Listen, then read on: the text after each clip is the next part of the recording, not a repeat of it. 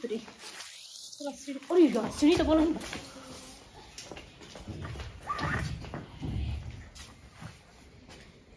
Oh my God! भगवान की भी देखी मत।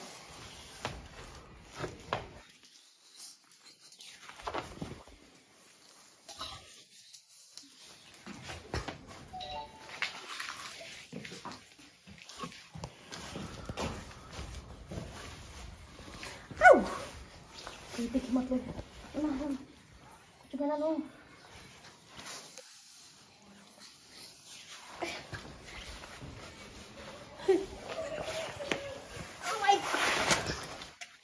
जाइम तो मैं चिन गल बाड़ी सब केकरा घर में जाई इबरा पूजा भाभी के घर जाई का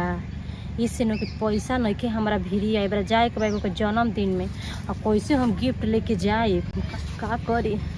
अब तो इतना चोरा चोरा के हम घर में भर देले बानी कि का कहे के मैं कपड़ा हो निमन में मैं चोरी के माल से पहनता नहीं हम का करी केहू देवे ना करे तो सोना के ही बनवानी है चोरी के माल से केहू जाने लगे हम बहुत पढ़ल लिखल और बहुत अच्छा घर के हनी। अरे तो हम रोड पर चलना तो केहू हमके सलाम करेला कहे कि चल लगे बहुत पैसा वाले। चोरी भी करना एक कला होता है सबको ही नहीं कला पता है लेकिन हमारा चोरी करे आवेला। सबके टैलेंट भाई अलग अलग बा हीरो के टैलेंट अलग हीरोइन के टैलेंट अलग हमारा चोरी करे के टैलेंट बा। आज से हमरा केहू जान पड़स कि हम चोर हनी केहू पहचान पैलस काहे कि हमरा के भगवान टैलेंट देले बड़न आ चोरी करी ना सीना जोड़ी भी करी ना। आ देखा एबरा जा तनी भाभी के घर में एबरा इतना चीज लूटम नो कि का कहे के। पहले हम एगो रहनी हा कि केहू के धोखा उखना देते रहनी अब तो जमाना ही हो गया ईमानदारी बन के जिए के जमाने नहीं खे। साला जितना लोग ईमानदार बनू सब कोई के लगातार लोग के ऊपर चढ़ा दे। लेकिन हम पहले तो हम भाई बहुते शरीफ रहने लेकिन अब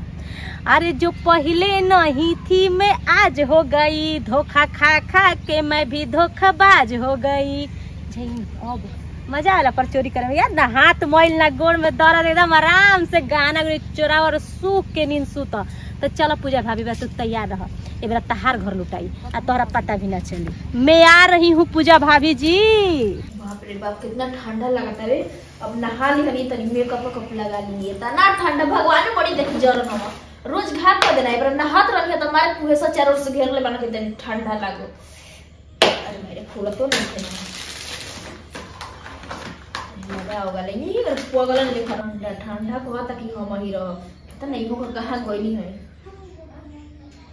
चलो सोच लेते हैं तब ले आया तो खाना वाला बनाए कोई ना कि जाए सर से कराए बता देगी का बिंदी खत्म हो गई बेटे सोचे तो नहीं मंगावे के ये घर में पते ना रहेला हम मेरा में कुछ घटल बढ़ल खरीद लिया दे चाहे ना कोनो मतलब ना रहेला देखा लेकिन कुछ और काम हम तो लिपस्टिक खूब खरीदे ना कितना बढ़िया लगता ये कहे ना कि तू लिपस्टिक लगावल कर ये लगाई बेबरा। चलो लिपस्टिक तो लाग गई अब तनी हाथ में ले देखिए कैसन लागत आवे। पहली बार तो खरीद के लेके आई बानी कहत रही कि ये पहिनी है पर पहिन ले तनी एकदम देखस तो खुशे हो जास ये भाई रे।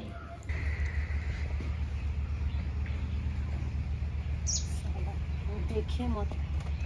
हमरा खाली के घुसत ना देखी ना हम चाहे ना कि हम चोरी भी करी साला सांप भी मर जाओ और डांटा भी ना टूटू।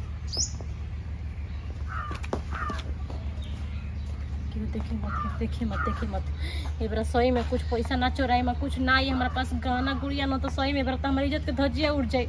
साला बॉयफ्रेंडो के देवे के बाटे।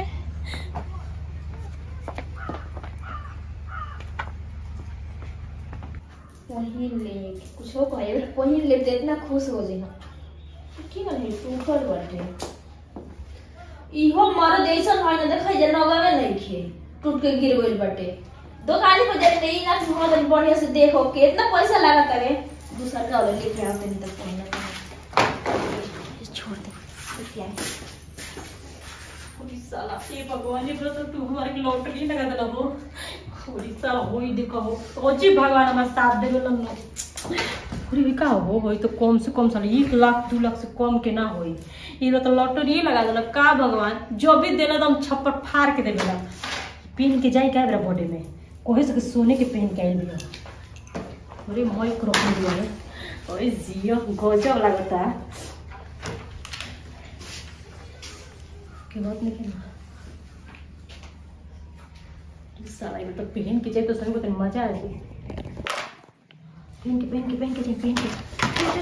चल जल्दी लगा वैसे लगा ली सब हो और इस साला और होई मजा होई त कई भगवान पकड़ाइबो काई बरा ई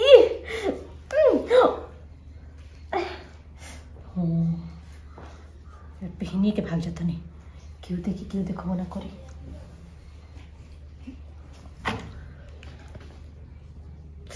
अरे साला ये तो पता ना कोई से लगे बेच देगी अगर पहन के जाएंगे बॉडी में। देखते ना पहन के जाएंगे रोड़ा पर देखिए तो लोग अपने कहीं साला कितना ही पैसा दे दिया कि गहना पहन के चलती है। होई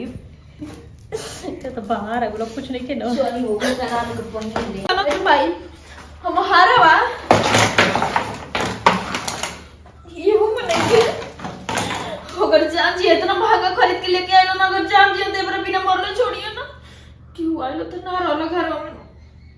अब का पहिनी खाना पहिनी समझ में नहीं के आवत भगवान जी को हमारे एकदम से हाफ है दिमाग का कुल छोड़ के जे चुप जाके के आइलो ले घर। चलो तनी कहत नहीं अबे मम्मी जी से का हो गले दादा ये मेरे तो लगता है कि एकदम से पिटाई में कर क्या करती है अभी तक आई ना। सुना कहाँ बड़ी हो कल धरा के नहीं रखला आइले के बाद धरावे के पड़ेगा। अब पानी चलाओ तनी हम के बोल दे रहती हम चला देले रहती। तोर हरवा का भाई हारा क्वेश्चन उदास लगा हरवा का भाई का बताई भगवान। अरे हरवा नहीं स्पेल का बोल हरवा। अरे वो जानता नहीं रोज पहले एकदम छिला गल बटे नटिया वैसे ओके रख देनी है निकाल के। निक लागत नहीं है तरे ले रही लगावत रहलो तो निक लागत रहलो तो मैंने रोज पहनल जाला का हरवा रोज खातिर मंगले रहलो रोज बचा लियो ए बरा बुढ़ा जी तब पे ना वो हार सोचा तनी कि 2-4 महीना और कितना सोना निक लागत रहलो ना हेजा ला ठीक लागत ना हेजा में कोई सब तारे खातिर लेकिन 60,000 को हार मने लगला कि हमसे प्यार ना करे ना होगा हमर बात कबो ना मानी ना जाई हटी दे 60,000 के पकड़ ले नहीं चुका निक लागत ना है सुना लागत एकदम। ए जी तो मने गा खीस भराई ना कोई दिन के पहन ले कितना निक लागत रहलो एकदम मस्त लागत रहलो प्यार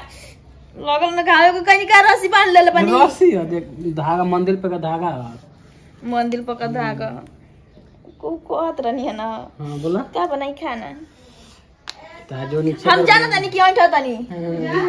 जा जान पेन के आवा कितना निक लागल पागल हऊ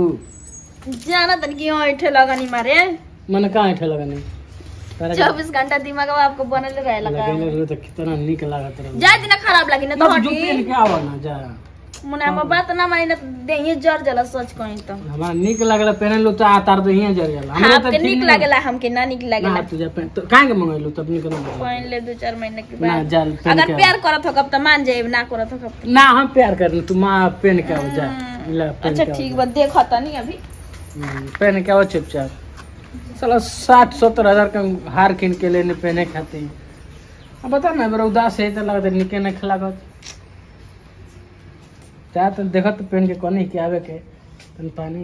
नहाए तो सोचो